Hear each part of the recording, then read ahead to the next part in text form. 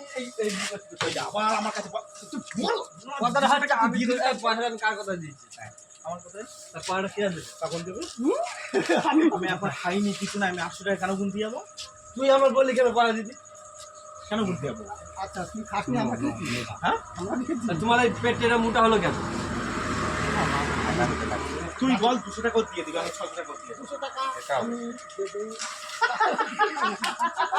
দেখ না, আমি না বাড়ি দেবো না। ও তাহলে না, আমি আনন্দ বিদেশ থেকে বিচার দেবো আমাদের ঝামেলা আমাদের আল্লাহ আমি 200 টাকা করে যাবো। ছেলে আমি ওই দাদাকে বলি আমাকে তো ছেড়ে ছাড়ানো যায় না। হ্যাঁ হ্যাঁ দাদাকে বলে দাও আরে তুই বল 200 টাকা আমার কাছে একটা চিঠি লিখে নিয়ে যা তুই বল আমি একটা কথা বলবো তুমি কি ঘর মারা দিয়ে এর মধ্যে জড়িয়ে গেলে আমি নাই বুকা চুদা আমি টাকাটা দিয়ে দিয়েছি আরে আমি তো নিজেই জানি না আমি কিভাবে জড়িয়ে গেলাম। হ্যাঁ এরা বলছে হ্যাঁ কাকুন আয় তুই আয় সব হয়ে যাবে খানি না হলে আমার আদৌ কিচ্ছু না এগুলো ফলস না ফলস না এটা হয়েছে বাস্তবিক তাহলে ফলস বলছি করি সন্ন্যাসীর বাড়ি রান্না তাহলে আমার গা ঘুমাচ্ছে সন্ন্যাসীর বাড়ি তুই এখনো বলছিস সন্ন্যাসী বাড়ি রান্না করছে। তুমি বিশ্বাস জানো চল আমার সাথে চল বাড়া চল হ্যাঁ হ্যাঁ না সেটা বল এমন পালাবে আমার না, আর টাকা দেবো ওর আমি যাবো ওর আমি না, তুই টাকা মেটাবো না।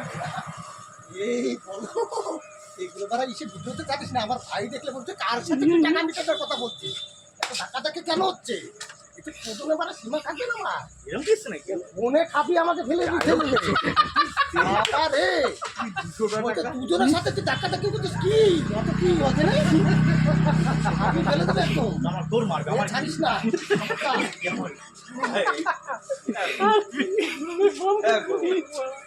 এ ছাড়লে পরে আমার ভাই দেখে দেবে সাথে সাথে কে তার সাথে সাথেই ফোন আরে আমি তোর কাছে বলবো টাকা আমি আমার কাছে 200 টাকা আমি 800 টাকা না ওই দিকে না, ওই দিকে সব 800 টাকা এখন আমি খাচ্ছি না কিছু না ওই তো চলে হ্যাঁ তাহলে তো ভালো হবে আমার কাছে ওখানে তো টাকা আসছে তো